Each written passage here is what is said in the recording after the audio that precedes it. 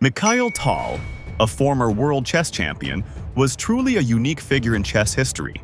Known as the magician from Riga, he turned the board into a chaotic, mesmerizing performance. His game was all about daring sacrifices, breathtaking combinations, and a bewildering style that simply disoriented the greatest minds of his era. Giants like Bobby Fischer, Garry Kasparov, and Anatoly Karpov all fell victim to his aggressive, brilliant artistry. But Tal wasn't just a champion. He was a performer, a dreamer, an artist who painted masterpieces with every move. His games didn't just win, they stunned. And decades later, they still leave players and fans in awe. Many of today's top grandmasters cite Tal as one of their biggest inspirations. He proved that chess could be both brutally precise and beautifully poetic. In this video, we'll relive some of Tal's greatest queen sacrifices, games where his brilliance was on full display. But before we dive in, consider subscribing and dropping a like if you love classic chess games. Alright, let's get into it. The first game was played in 1978 against none other than Garry Kasparov, the future world champion. Kasparov was still 15 years old at that time, and the game starts with e4, c5, knight f3, knight c6, d4. We have a few exchanges, knight f6, knight c3, d6, and bishop g5, the Richter-Rauser variation of the Sicilian defense. Tal was known for using the Sicilian defense. It is the most popular and combative response to 1e4, immediately unbalancing the position and often leading to the exact type of chaotic, tactical battles that Tal loved. And you can study this opening using Lotus Chess if you love dynamic play and aspire to become like the great Mikhail Tal. Lotus Chess is an app developed by two strong players from Germany to help you learn openings. What you have to do is just enter your chess.com or Lichess username, and the app will start to analyze all of your games and determine which openings you could study and improve. Alternatively, you could browse their entire vast opening repertoire and start with the one you'd be interested in. Our favorite feature is the crushing lines, where the app gives you common mistakes many players make and how to punish them quickly to gain a considerable advantage out of the opening. Use Lotus Chess to quickly crush your opponent's opening mistakes, available now on Google Play and the App Store. Click the link in the description for more information. Back to the game, after 30 or so moves, both Tal and Kasparov had made multiple inaccuracies and thrown away their advantages. We reached this position where both kings were somewhat unsafe, and Kasparov sacrificed the exchange. The engine says the position is equal, but in a complicated game like this, and a blitz time control, anything can happen. After giving a check, Tal moves his king to b6, bishop b3, rook e1 check, king a2, and Tal played the astonishing pawn takes b5, completely ignoring the attacked queen which Kasparov took.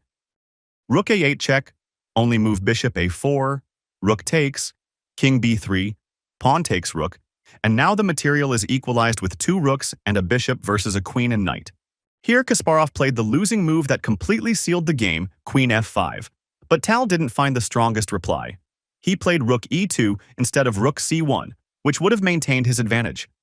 Kasparov defended with knight a5, covering c4 to prevent checkmate. Tal once again sacrificed his piece with rook b4 check, and unfortunately Kasparov accepted the sacrifice, which led to mate in 2. Tal converted flawlessly, and the game was over. The second game was played in 1958 against Bulgarian Grandmaster Milko Babatsov. In this position, we have an opposite side castling, which means both sides will roll their pawns to attack the enemy king, and it's a matter of who is faster.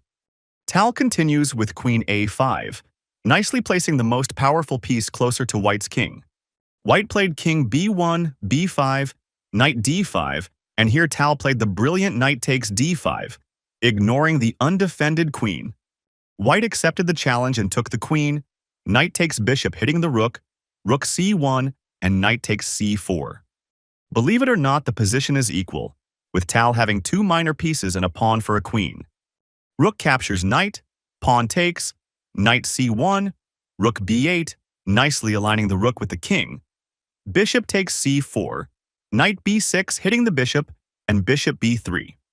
Tal continues with bishop takes pawn, queen d2, bishop back to g7, knight e2, c4 attacks the bishop c2, and c3.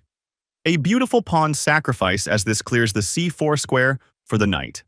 Queen d3, protecting the c4 square, pawn takes, knight d4, bishop d7, rook d1, and rook f to c8, adding another piece to join the attack.